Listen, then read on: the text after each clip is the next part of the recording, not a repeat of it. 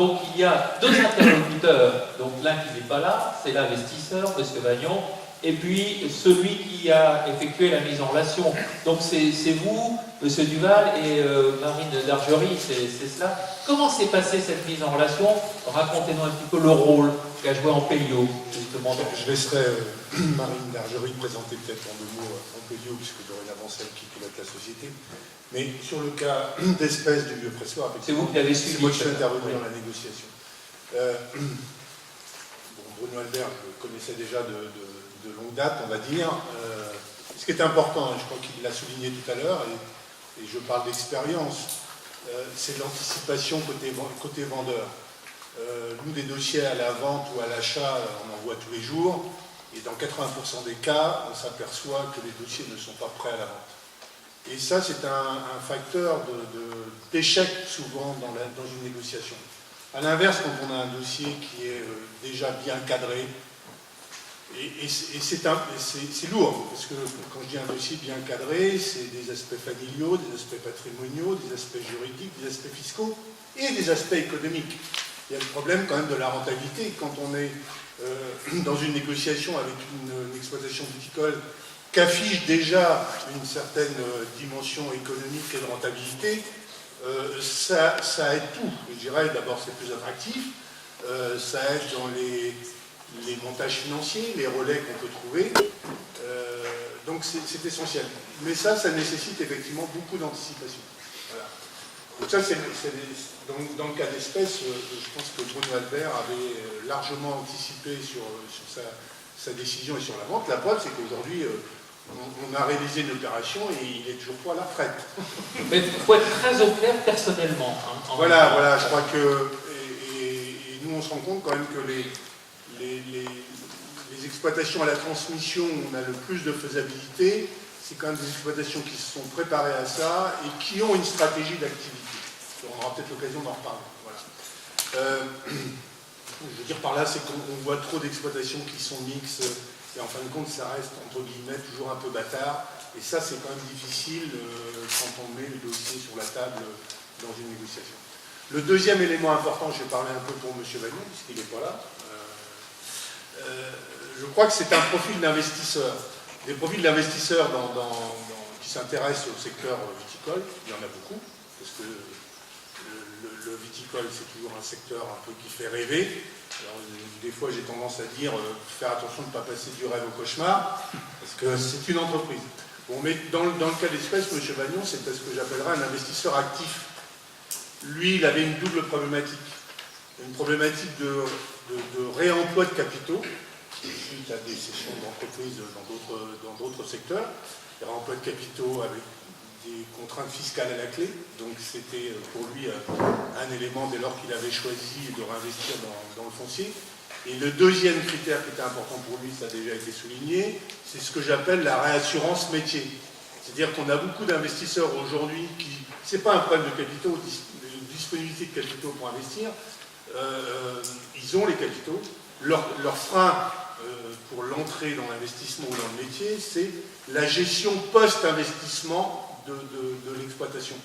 Ils ont bien compris, ces investisseurs, que le vin, c'est un métier comme un autre métier, que c'est pas le leur et qu'ils n'ont pas obligatoirement envie d'en faire leur métier de demain.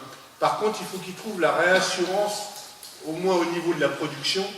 Alors la réassurance, elle est soit avec un schéma comme ici, avec des gérants professionnels qui vont l'assurer, soit c'est avec le cédant, soit il faut le trouver.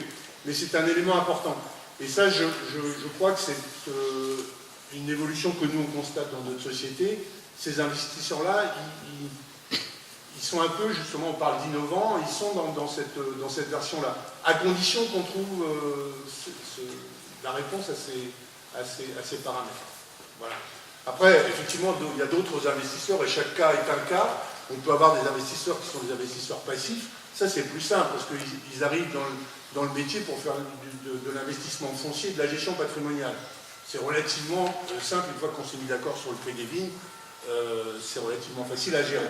Mais quand c'est des investisseurs actifs qui ont un vrai projet viticole, et il y en a, et c'est à mon avis une source de relais capitalistique dans nos besoins de transmission qu'il ne faut pas négliger. Mais il y a d'autres paramètres auxquels il faut répondre. Une sorte de supplément d'âme qui apporte une garantie particulière. Donc ça ne s'impose pas. Mais une garantie métier. Voilà, c'est tout. Parce que c'est, au moins au niveau de la production, ça a l'air de rien de faire du vin, c'est à la fois simple et compliqué. Et tous les ans c'est différent. Donc il faut une vraie expérience métier. Et puis après, même les aspects commerciaux, même si on dit ces gens-là, ils vont apporter des relais commerciaux, peut-être de par leur réseau extérieur, mais la vente du vin, c'est aussi un métier à part entière. On ne vend pas du vin comme on vend une marchandise X ou Y. Quoi, voilà. Donc il faut une âme, tout ça. Et c'est quand même le producteur qui a l'interface de la vente aussi. Cet accompagnement que vous proposez, c'est un accompagnement qui peut être au long cours, hein, en quelque sorte. Alors, par rapport à notre société, ouais. Oui, je vais laisser Marine... Marine Bergerie, donc c'est vous qui managez maintenant l'activité, c'est vous qui l'avez fondée. Là, on est aussi un exemple de transmission d'entreprise. Henri a fondé l'activité il y a une quinzaine d'années et on a travaillé 5 ans ensemble et aujourd'hui c'est moi qui vais la piloter. Donc précisez le champ d'intervention dans Donc le champ d'intervention il est assez simple puisqu'on est vraiment très spécialisé dans la transmission de domaines uniquement viticoles. On ne fait pas d'agricole, on est uniquement dans le domaine viticole sur tout le Val-de-Loire, c'est-à-dire du Muscadet jusqu'à Sancerre-Pouilly. Voilà. On a même réalisé une vente à 5% l'année dernière, donc on a un peu dépassé le champ. Notre métier, notre cœur de métier, c'est effectivement la transmission. Donc dans la transmission, il y a plusieurs volets. Il y a la transaction pure et dure, donc on va dire achat-vente, avec des modèles innovants. Et puis il y a cette notion de conseil qu'on va appeler accompagnement, donc avant la vente et après la vente. Alors effectivement, on s'est rendu compte qu'il y a un besoin du début jusqu'à la fin, du début pour les vendeurs, d'être accompagnés. Il faut passer par certaines étapes, il faut être prêt. Qu'est-ce que j'ai à vendre? Est-ce que j'ai quelque chose à vendre? Est-ce que c'est vendable? Quel est mon projet? Voilà. Donc, ce sont des étapes qu'on travaille avec les vendeurs, bien en amont. Et c'est intéressant de rencontrer, effectivement, comme Bruno Albert ou d'autres qui nous sollicitent, 5 ans, 10 ans avant la retraite, pour que eux également fassent un point sur leur situation et après qu'on trouve ensemble les meilleures formes, on va dire, de transmission. Donc ça, c'est en amont. Et puis en aval, Henri l'a souligné, on a différentes sortes d'investisseurs et des investisseurs pas forcément issus de la filière. Donc on les accompagne aussi dans la structuration de leur activité, et notamment commerciale. L'idée, c'est vraiment que le domaine soit accompagné dès la décision de mise à la vente jusqu'à la reprise et faire que finalement il y ait une vraie pérennisation du domaine viticole. C'est ce qui nous anime aujourd'hui et c'est vraiment les valeurs d'Ampélion. Dans un accompagnement global, parce qu'à la lumière de ce que vous venez de dire, les uns et les autres, on voit bien qu'il y a des facteurs humains, des facteurs juridiques, des facteurs professionnels, des facteurs économiques, et qu'il faut effectivement n'en négliger aucun. Exactement, c'est un vrai projet. Et puis n'oublions pas que, bon, on parle d'entreprise viticole, mais on parle de vigne, et que la vigne c'est un bien vivant. Donc vous parlez de clés, c'est très difficile de laisser une paire de clés. Donc, il faut savoir ce qui s'est passé avant, ce qui se passe souvent, et ce qu'on pourra faire après. Ça c'est le premier volet. Le deuxième volet, être vigneron, j'ai souvent l'habitude de dire que c'est 4 métiers. Donc, il faut savoir produire du raisin, faire du vin, vinifier, le vendre et gérer une entreprise. Donc aujourd'hui, c'est assez difficile de trouver le mouton à 5 pattes, il y en a certes là, mais tout le monde n'a pas la compétence. Donc le vigneron, quand il a su identifier ses forces et ses faiblesses, nous on saura plus facilement aussi trouver le repreneur qui saura justement mener à bien le projet final, ou l'ensemble de repreneurs, parce que le cas du Vieux-Pressoir est un exemple concret de reprise, et on en a mené d'autres sur d'autres modèles également. Donc les clés d'une transmission réussie. En résumé, c'est l'anticipation, je crois que ça a été dit. L'anticipation, ça c'est évident, et puis après la définition du projet.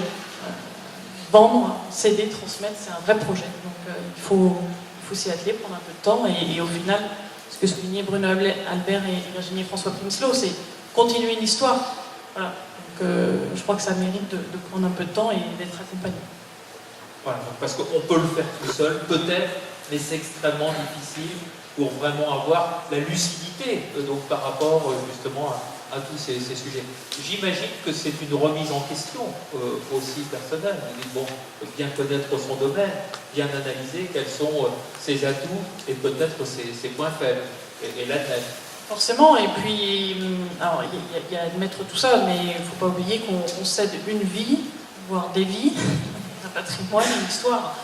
C'est complètement logique que ça prenne du temps. Et c'est souvent ce qu'ont pas forcément anticipé certains vignerons.